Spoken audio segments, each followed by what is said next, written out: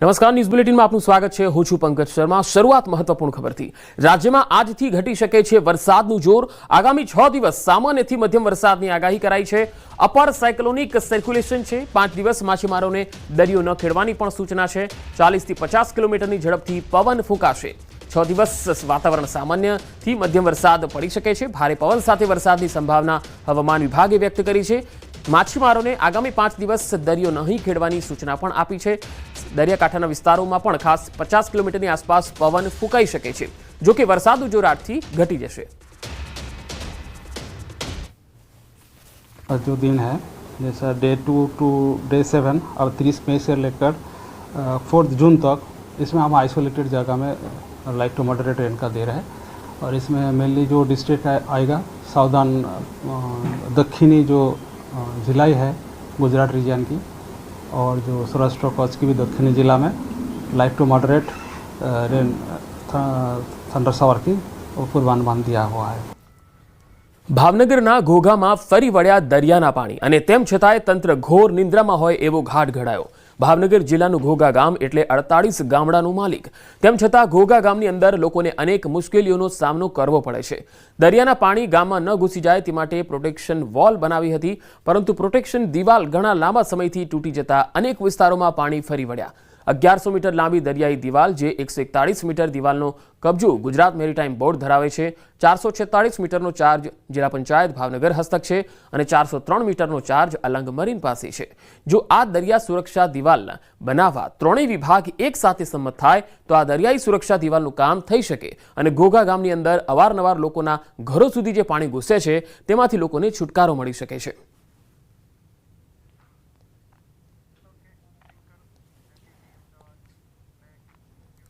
અમદાવાદમાં વરસાદી પાણી ભરવા મુદ્દે એએમસીની સ્ટેન્ડિંગ સમિતિમાં સ્ટ્રોમ વોટર અને ડ્રેનેજ સાથે સંકળાયેલા અધિકારીઓનો ઉધડો લેવામાં આવ્યો।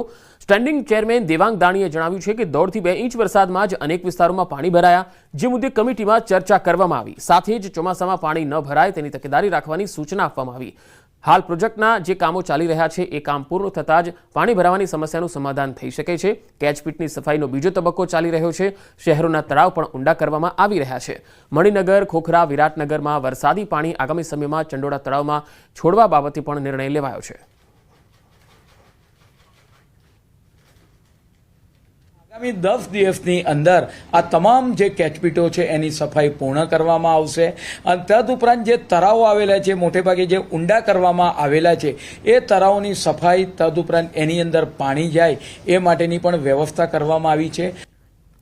અમદાવાદમાં દિલ્હી દરવાજા પાસે ગૌરક્ષકોએ હોબાળો મચાવ્યો। દિલ્હી દરવાજા પાસે મોટી સંખ્યામાં ગૌરક્ષકો એકત્ર થયા। ગાડીમાંથી પાડા મળી આવતા ગૌરક્ષકોએ હોબાળો મચાવ્યો। મોટી સંખ્યામાં પોલીસ કાફલો તૈનાત કરી દેવાયો છે।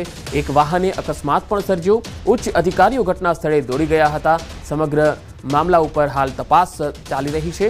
દિલ્હી દરવાજા વિસ્તારમાં ગૌરક્ષકોએ હોબાળો મચાવ્યો હતો। મોટી સંખ્યામાં ગૌરક્ષકો એકત્ર થયા અને જે ગાડી ત્યાંથી પસાર થતી હતી એમાં પાડા મળી આવતા ગૌરક્ષકોએ હોબાળો મચાવ્યો। મોટી સંખ્યામાં પોલીસ કાફલો અહીંયા તૈનાત કરાયો છે। એક વાહને અકસ્માત પણ સર્જ્યો હતો।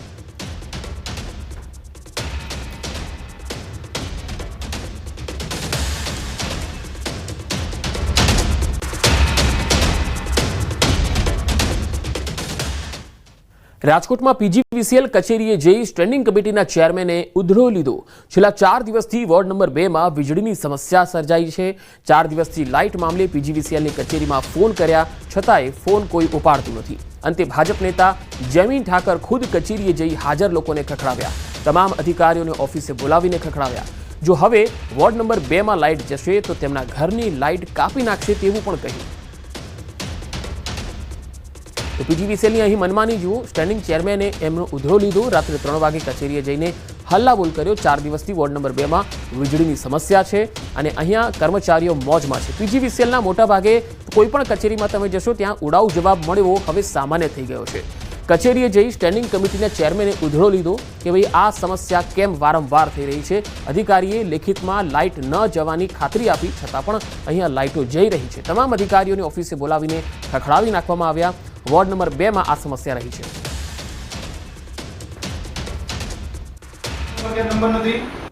ઓફિસે આવ્યો છું, standing committee chairman Jaymin Thakar બોલું સાહેબ। તમારે આવવું જ પડશે અત્યારે મારી પાસે। તમારે અહીંયા આવવું જ પડશે, બાકી હું જન આંદોલન કરીશ સાહેબ, સમજી લેજો. 4 દિવસથી મારા વિસ્તારની અંદર લાઇટનો પ્રશ્ન હાલે છે. તમે લોકો જવાબદારીમાંથી છટકી નહીં શકો. હું અહીંયા બેઠો છું, હું આ ધરણા કરી જઈશ હો. આપણે એટલે તમે સમજો ને, પ્રજાને શું કારણે હેરાન કરો છો? આપણે આજે સવારે કામ કરવાનું છે. આ કે ના પાડો, આની સામે બોલો. ભૂલ સ્વીકારો છો રાઠોડજી તમે? આ કે ના પાડો, તમે હજી હમણાં બોલ્યા કે અમારી ભૂલ છે. ભૂલ સ્વીકારો છો તમે ભાઈ? તમારા ઘરના કનેક્શન કાપી નાખીશો હું? એટલે રાત્રે તમને ભૂખ લાગે તમે ખાટો બધવા જાવ છો બધા? આખા દિવસ દરમિયાન શું કરો તમે લોકો? બાપુજીની પેઢીએ તમે કર્મચારી છો ગુજરાત સરકારના. દાંત કાઢોમાં તમે કોર્પોરેટરની સામે વાત કરો છો. દાંત કાઢીને વાત ન કરતા મારી સામે. તમે સિરિયસ છો કે નહીં કોઈ પણ વિષયમાં? ગંભીર થાવ તમે. હસવાનું બંધ કરી દેજો તમે. હસતા નહીં હો મારી સામે. આ તમે આને મજાક સમજો છો? આ તો ભાઈ નહીં. તમે મજાક સમજો છો? ક્યારે હસો છો? તમારા કઈ ભત્રીજા ભાઈ કે મોટા ભાઈ નથી હો? છેલ્લા 4 દિવસથી વોર્ડ નંબર 2 ની અંદર લાઇટનો પ્રશ્ન હાલે છે. તો સ્ટેન્ડિંગ કમિટીના ચેરમેને રીતસર પીજીવીસીએલના કર્મચારીનો ઉધડો લીધો અને આ ખરેખર જરૂરી પણ હતું, કારણ કે વોર્ડ નંબર 2 ની અંદર છેલ્લા 4 દિવસથી વીજળીની એટલી સમસ્યા હતી ને આ એક પણ કર્મચારીના પેટનું પાણી નહોતું હાલતું. સ્થાનિકો કંટાળી ગયા ફરિયાદો કરીને. આખરે સ્ટેન્ડિંગ કમિટીના ચેરમેન જે ત્યાંના સ્થાનિક કોર્પોરેટર પણ છે એ જમીન ઠાકર ત્યાં પહોંચ્યા ત્યારે આ બધા સીધા થયા. મારા વોર્ડ નંબર 2 ની અંદર છેલ્લા 4 દિવસથી એરપોર્ટ વિસ્તારની અંદર રાત્રે 12 વાગ્યાથી સવારે 4 વાગ્યા સુધીમાં કન્ટિન્યુ લાઇટ જતી હતી. અમે ભારતીય જનતા પાર્ટીના ચૂંટાયેલા કોર્પોરેટર છીએ. અમને અમારી પાર્ટી દ્વારા હંમેશા કાયમ એક વાત અમને કહેવામાં આવતી હોય છે અને અમને એક સંસ્કાર પણ મળ્યા છે કે તમે ચૂંટાયેલા જનપ્રતિનિધિઓ ત્યારે ચૂંટાયેલા લોકોએ કરવાની કામગીરી શું? તો કે રાત્રે 2 વાગે જ્યારે પ્રજાનો ફોન આવે, પ્રજાને પડતી મુશ્કેલીઓમાં ભારતીય જનતા પાર્ટીના કોર્પોરેટરો અમારે હાજર રહેવાનું. અને મેં પીજીવીસીએલના એક્ઝિક્યુટિવ અધિકારી આખા રાજકોટના રાઠોડ સાહેબ પાસે મેં લેખિતમાં લીધું કે મને તમે લેખિતમાં આપો કે હવે હું લાઇટ નહીં જવા દઉં. આ ફીડરમાં સતત વીજ પ્રવાહ જળવાઈ રહે માટે તેમાં જરૂરી સમારકામ અમે તાત્કાલિક કરી દેશું અને હવે આ ફીડરમાં વીજ પ્રવાહમાં કોઈ વીજ વિક્ષેપ ન પડે એ માટે અમે અમારી તરફથી પૂરતા પ્રયાસો કરીશું. દાહોદમાં મનરેગા કૌભાંડમાં મોટા સમાચાર આવી રહ્યા છે. કિરણ ખાબડ સામે વધુ એક ફરિયાદ થઈ છે. મંત્રી બચુ ખાબડના પુત્ર છે કિરણ ખાબડ અને જામીન પર છૂટ્યા બાદ પોલીસે તેમની અટકાયત કરી લીધી. લવારિયા ગામે મનરેગા કૌભાંડ મામલે ફરિયાદ થઈ છે. 79 કામ પૈકી 21 કામ કર્યા વગર પૈસા મેળવી લેવાયા. તો કિરણ ખાબડ સામે વધુ એક ફરિયાદ. મંત્રી બચુ ખાબડના પુત્ર કિરણ ખાબડ જામીન પર તો છૂટ્યા, પરંતુ પોલીસે વધુ એક કેસમાં તેમની અટકાયત કરી છે. લવારિયા ગામે મનરેગા કૌભાંડ મામલે ફરિયાદ હતી. 79 જેટલા કામો હતા, તે પૈકી 21 કામો કર્યા વગર જ પૈસા મેળવી લીધા હતા એવો આરોપ તેમના પર છે. બાવળામાં ગેરકાયદેસર ગર્ભપાત કરતી નર્સ બાદ હવે ડોક્ટર પકડાયો. 15,000માં કરતા હતા ગર્ભપાત. અમદાવાદના બાવળામાં ગેરકાયદેસર ગર્ભપાતના રેકેટ મામલે અમદાવાદની આશીર્વાદ હોસ્પિટલના ડોક્ટર હર્ષદ આચાર્યની પોલીસે ધરપકડ કરી. સોનીની ચાલ ખાતે આવેલી આશીર્વાદ હોસ્પિટલમાં ગર્ભ પરીક્ષણ કરવામાં આવતું હતું. બાવળા પનામા ગેસ્ટ હાઉસમાં ગર્ભપાતનું રેકેટ ચાલતું હતું. બાળકી હોવાનું જાણ થતાં લોકો ગર્ભપાત કરી નાખતા હતા. ગર્ભમાં બાળકી હોવાની જાણ થતાં નર્સ હેમલતા ગર્ભપાત કરતી હતી. નર્સ હેમલતા અને ડોક્ટર હર્ષદ ધોળકા અને બાવળામાં બ્રિંદા હોસ્પિટલમાં સાથે કામ કરતા હતા. હર્ષદ બ્રિંદા હોસ્પિટલમાં વિઝિટિંગ ડોક્ટર તરીકે કાર્યરત હતા. બ્રિંદા હોસ્પિટલમાં ડોક્ટર હર્ષદ અને નર્સ હેમલતા પરિચયમાં આવી હતી. બંને છેલ્લા 15 વર્ષથી એકબીજાના પરિચયમાં છે. હેમલતા છેલ્લા 2-3 વર્ષથી ગર્ભપાતનો ગોરખ ધંધો કરતી હતી. હેમલતા 15,000 રૂપિયામાં ગર્ભપાત કરી આપતી હતી. હેમલતા 8,000 રૂપિયામાં હર્ષદને ગર્ભ પરીક્ષણની ફી ચૂકવતી હતી. અમદાવાદથી કાફીની આડમાં ચાલતું હુક્કા બાર ઝડપાયું. હુક્કાના રસિયાઓ કોઈ પણ કેફેમાં હુક્કા પીતા ઝડપાશો તો જેલમાં જવું પડશે. સરખેજ મકરબામાં મહમ્મદપુરા રોડ પરથી પોલીસે હુક્કા બાર પકડ્યું છે. બ્રુ રોસ્ટ કેફેમાં આર્થિક ફાયદા માટે ગેરકાયદેસર હુક્કા બાર ચાલતો હોવાની હકીકત મળતા તાત્કાલિક રેડ કરવામાં આવી. આ દરમિયાન કેફેમાં બેઠેલા કેટલાક ગ્રાહકો ત્યાં હુક્કો લઈને બેઠેલા પોલીસને નજરે પડ્યા હતા. પોલીસ આવતા હડકંપ મચ્યો અને ગ્રાહકો થોડી વારમાં જ છુમંતર થવા લાગ્યા. બ્રુ રોસ્ટ કેફેમાંથી જુદા જુદા હર્બલ ફ્લેવરની બદલે નિકોટીનયુક્ત ફ્લેવરના તમાકુવાળા હુક્કા ભરી ગ્રાહકોને પીવડાવવામાં આવતા હતા. દરોડા દરમિયાન હુક્કા અને ફ્લેવર જપ્ત કરવામાં આવી. અહીં ઘણા સમયથી હુક્કા બાર ચાલતું હતું. હુક્કો પીરસવા 2 વેટરો રાખવામાં આવ્યા હતા, જે માત્ર હુક્કા અને નાસ્તો પીરસતા હતા. અમદાવાદમાં બનશે સિંદૂર વન 5 જૂને સીએમના હસ્તે સિંદૂર વનનો પ્રારંભ થશે. એએમસી 500 સિંદૂરના વૃક્ષોનું વાવેતર કરશે. પર્યાવરણ દિવસ નિમિત્તે એએમસીનો આ નિર્ણય. સીએમની ઉપસ્થિતિમાં વૃક્ષોનું વાવેતર કરાશે. એસજી હાઈવે પર બનશે સિંદૂર વન. તો એએમસી 500 સિંદૂરના વૃક્ષોનું અહીંયા વાવેતર કરવાની છે અને પર્યાવરણ દિવસ નિમિત્તે એએમસીએ આ નિર્ણય કર્યો છે. સીએમના હસ્તે આ વૃક્ષોનું વાવેતર છે એ અહીંયા કરવામાં આવશે. અમદાવાદ એએમસીનો આ નિર્ણય. એસજી હાઈવે પર સિંદૂર વન તૈયાર કરવામાં આવશે અને 500 જેટલા રોપાઓનું વાવેતર થશે. 5મી જૂને વિશ્વ પર્યાવરણ દિવસ છે. મહાનગરપાલિકા દ્વારા દર વર્ષે અલગ અલગ વન બનાવવામાં આવે છે. માનનીય મુખ્યમંત્રી શ્રી ભૂપેન્દ્રભાઈ પટેલ સાહેબની હાજરીમાં સવારે 9:30 કલાકે સિંદૂર વન બનાવવા માટે જઈ રહ્યા છે. ગુજરાત વિધાનસભાની પેટા ચૂંટણીનું રણસીંગું ફૂંકાઈ ચૂક્યું છે. ત્યારે કડી ખાતે ભાજપના મધ્યસ્થ ચૂંટણી કાર્યાલયની શરૂઆત પહેલા ખાનગી સમીક્ષા બેઠક યોજાઈ. ત્યારબાદ કડી વિધાનસભા પેટા ચૂંટણી માટે મધ્યસ્થ કાર્યાલય ખુલ્લું મુકાયું. આ બેઠક પ્રભારી સુરેશ પટેલ, પીઢ નેતા નીતિન પટેલ, પ્રભારી મંત્રી જગદીશ વિશ્વકર્મા, આરોગ્ય મંત્રી ઋષિકેશ પટેલ અને મહામંત્રી રજની પટેલ સહિત ભાજપના સંસદ સભ્યો અને ધારાસભ્યોની ઉપસ્થિતિમાં યોજાઈ. પેટા ચૂંટણીના મધ્યસ્થ કાર્યાલયની શરૂઆત સાથે જ ભાજપના દિગ્ગજ નેતાઓએ ભાજપ કાર્યકર્તાઓની ઉપસ્થિતિમાં કડી વિધાનસભા ચૂંટણી માટે વિજયનો હુંકાર ભર્યો.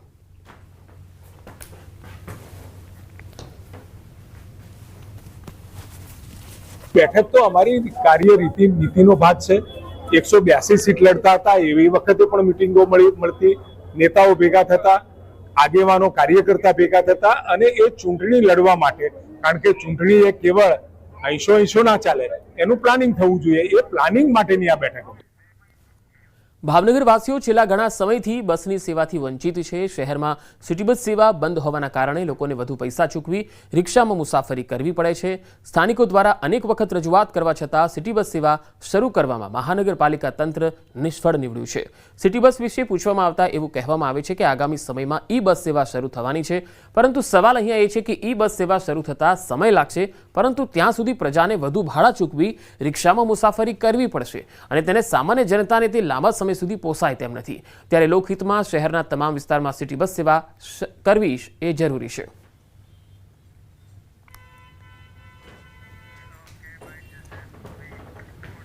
મહાનગરપાલિકાની જે બસો ચાલતી હતી તેનો કોન્ટ્રાક્ટ પૂરો થઈ ગયો છે અને હવે કોન્ટ્રાક્ટ ઉપર આપવાની નથી. આપણે સરકારમાંથી મિની ઇલેક્ટ્રિક એસી બસ પૂરા 100 નંગમાં 100 જેને કહેવાય 100 નંગ પૂરી ભાવનગરમાં આપણે લાવીએ છીએ. સરકાર આપણને મદદ કરી રહી છે. ભાવનગર મહાનગરપાલિકા દ્વારા બંસી ટ્રાવેલ્સને સિટી બસ ચલાવવા માટે વર્ક ઓર્ડર આપવામાં આવેલો હતો. એની સમય મર્યાદા પૂર્ણ થઈ ગયેલ છે, પરંતુ જે ટ્રાન્સપોર્ટેશનનો પ્રશ્ન છે સિટીની અંદર, એના માટે ભાવનગર મહાનગરપાલિકામાં આગામી દિવસોમાં ઇલેક્ટ્રિક 100 બસો રાજ્ય સરકાર અને કેન્દ્ર સરકારના સહયોગથી મળવાની છે, જેનું લગભગ નવેમ્બર સુધીમાં કામગીરી શરૂ થઈ જશે. રિક્ષાઓમાં પણ તમે જોતા હો તો કેટલી બધી હેરાનગતિ છે પેસેન્જરોની. એમાંય સિટી બસ બંધ થાય તો ભાવનગરના લોકો હેરાન થઈ જાય. આપણે જે નવી ઈ બસ શરૂ કરવાના છે એ તો ઘણો બધો સમય લાગશે, પણ ગણ્યા ગાંઠ્યા રૂટ ઉપર અમુક બસો જે હાલે છે એ પણ હાલમાં બનશે. ક્યાં ભાવનગરનો વિકાસ જઈ રહ્યો છે? હાલના કપરા સંજોગોની અંદર જ્યારે લોકો ધંધા રોજગાર માટે વલખા મારી રહ્યા છે, ત્યારે એમને જે કંઈ ખરીદી કરવી હોય કે ઇમરજન્સી કામ હોય, શહેરની મધ્યમાં જવાનું થાય, ત્યારે રિક્ષા ભાડાઓ પોસાય નહીં. જો આ સમયે આ કોર્પોરેશનની બસની સુવિધા હોય તો આવાગમનના એમને રાહત મળે. બ્રાન્ચ કેનાલમાં પાણી બંધ કરાતા ઝાલાવાડ પંથકના ખેડૂતો આકરા પાણીએ.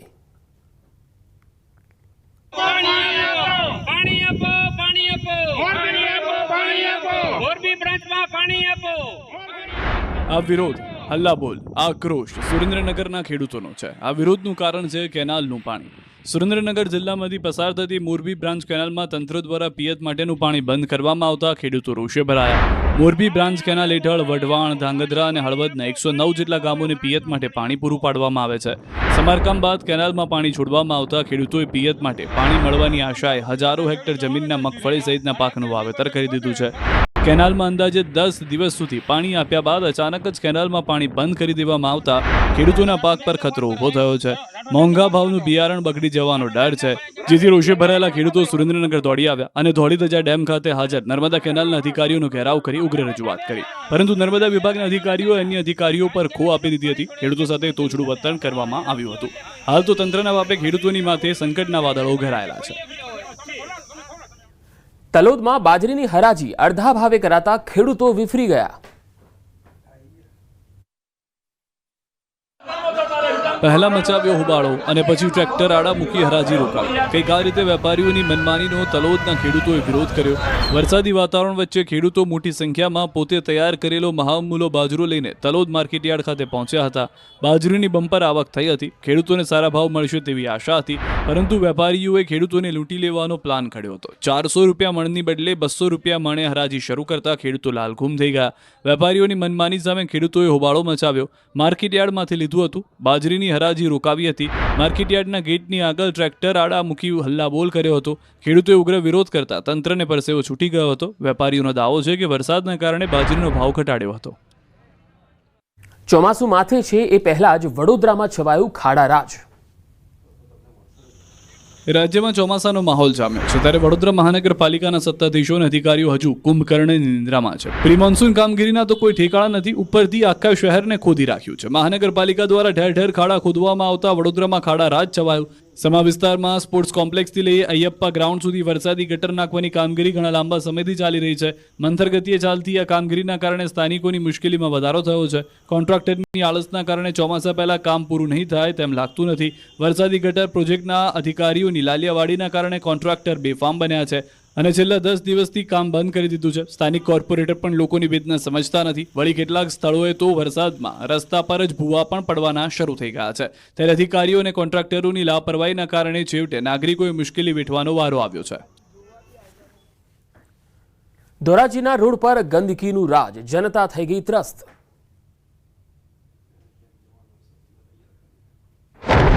ચોમાસું હવે દસ્તક આપી રહ્યું છે. રાજ્યની પાલિકાઓ ચોમાસા પહેલા પ્રી મોન્સૂન કામગીરી કરે છે, પરંતુ રાજકોટની ધોરાજી પાલિકા તંત્ર જાણે કે હજુ ઊંઘમાં જ હોય એમ લાગી રહ્યું છે.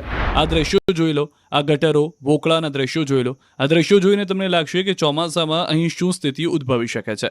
જ્યાં જુઓ ત્યાં ગંદકીનું સામ્રાજ્ય છે. ગટરો કચરાથી ખદબદી રહી છે. ગટરો અને વોકળાની કોઈ જ સાફ સફાઈ કરવામાં આવી નથી. જો ચોમાસામાં ધોધમાર વરસાદ પડે તો આખું ધોરાજી કાદવ કાદવ થઈ જાય છે. તંત્રની નિષ્ઠુર કામગીરીથી ધોરાજીની જનતા પણ ત્રાહિમામ પોકારી ઉઠી છે. બીજી તરફ મચ્છરજન્ય રોગચાળો પણ વકર્યો છે. ધોરાજી પાલિકાના પ્રી મોન્સૂન કામગીરીના દાવા આ દ્રશ્યો જોઈને પોકળ સાબિત થઈ રહ્યા છે. ભૂતકાળમાં પણ ચોમાસામાં પાણી ભરાવાના અનેક દ્રશ્યો સામે આવ્યા છે, પરંતુ પાલિકા ભૂતકાળમાંથી જાણે કોઈ શીખ લેવા નથી માંગતી. ઉપરથી ડેપ્યુટી કલેક્ટર પણ ચીફ ઓફિસરની દેખરેખમાં જ કામ થતું હોવાનો ખોખલો જવાબ આપ્યો છે. ત્યારે પ્રી મોન્સૂન પ્લાનની કામગીરી માટે પાલિકાની નીતિ અને નિયત પર અનેક સવાલો ઊભા થઈ રહ્યા છે. રાજકોટનો લોકમેળો વિવાદના ચકડોળે ચડ્યો. નવા 150 ફૂટ રિંગ રોડ પર ખસેડવા કવાયત. તંત્રે રાજકોટમાં યોજાતા ઐતિહાસિક લોકમેળાની તૈયારી શરૂ કરી દીધી છે, પરંતુ લોકમેળાના આયોજન સ્થળને લઈને હજુ અસમંજસ છે. રાજકોટમાં વર્ષોથી રેસકોર્સ ગ્રાઉન્ડમાં યોજાતો જન્માષ્ટમીનો મેળો આ વખતે કદાચ નવા 150 ફૂટ રિંગ રોડ પર ખસેડવાની કવાયત ચાલી રહી છે, કારણ કે દર વર્ષે લોકમેળામાં 15 લાખથી વધુ લોકોની મેદની ઉમટી પડે છે. તેને ધ્યાનમાં રાખીને આ મેળો રેસકોર્સને બદલે નવા 150 ફૂટ રિંગ રોડ ઉપર અટલ સરોવર પાસે 9000 સ્ક્વેર ફૂટ જગ્યામાં શિફ્ટ કરવા માટેની કવાયત વહીવટીતંત્ર દ્વારા શરૂ કરવામાં આવી. આ માટે કલેક્ટર દ્વારા અટલ સરોવર આસપાસની ખાડાવાળી જમીનને સમથળ કરવા માટે ₹12 કરોડની ગ્રાન્ટ રાજ્ય સરકાર પાસે માંગવામાં આવી. જે ગ્રાન્ટ મંજૂર થયા બાદ જમીન સમથળ કરવા માટેની કામગીરી શરૂ થશે અને બાદમાં સૌરાષ્ટ્રનો સુપ્રસિદ્ધ રાજકોટનો લોકમેળો નવા 150 ફૂટ રિંગ રોડ ઉપર યોજાશે. 16 ઓગસ્ટના રોજ જન્માષ્ટમી છે, ત્યારે 14 ઓગસ્ટના રાંધણછઠથી 5 દિવસ સુધી લોકમેળો યોજાશે. આ વખતે મેળામાં રાઇડ્સ અને સ્ટોલ ભાડે રાખવા માટે ફોર્મ ભરવાની પ્રક્રિયા અઠવાડિયામાં જ શરૂ કરી દેવામાં આવશે. હાલ તો રાજકોટ લોકમેળાનું સ્થળ જો અને તો વચ્ચે ચકડોળે ચડ્યું છે. આદમખોર દીપડાનો આતંક વધી રહ્યો છે. નર્મદાના સાગબારાના કોલવણ ગામના ભાગોળે રમતી 9 વર્ષની બાળકીને દીપડો ખેંચી ગયો. જો કે આ બાબતે આસપાસના લોકોને જાણ થતાં લોકોએ દીપડાની પાછળ દોટ લગાવી, તેથી દીપડો બાળકીને નજીકના ખેતરમાં છોડીને ભાગી છૂટ્યો. જો કે આ ઘટનામાં બાળકીનું મોત નીપજ્યું. ગ્રામજનોમાં ભારે રોષનો માહોલ છે. વધતી જતી દીપડાના હુમલાની ઘટનાથી લોકોમાં ભયનો માહોલ છે, તેથી તમામ દીપડાઓને પાંજરે પૂરવા ગ્રામજનોએ માંગ કરી છે.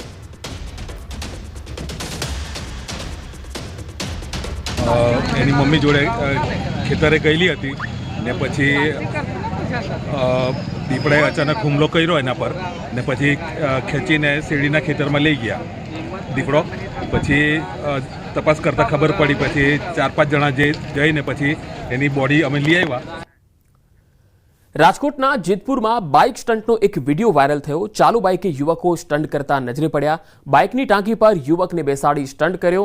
જેતપુરના જૂનાગઢ રોડ મામલતદાર કચેરીનો આ વિડીયો છે, જ્યાં પોતાની સાથે અન્ય લોકોના જીવને પણ જોખમમાં મૂકી રહ્યો છે આ વ્યક્તિ. સ્ટન્ટબાજોને પોલીસનો કોઈ જ ડર રહ્યો નથી. અકસ્માત સર્જાય તો જવાબદારી કોની? રાજકોટના જામકંડોરના પીઆઈ પર ગંભીર આક્ષેપો લાગ્યા. જુગારમાં પકડેલ આરોપીને માર્યાનો આરોપ. જુગાર રમતા ધોરાજીના 5 શખ્સો સહિત 7ને ઝડપી લીધા.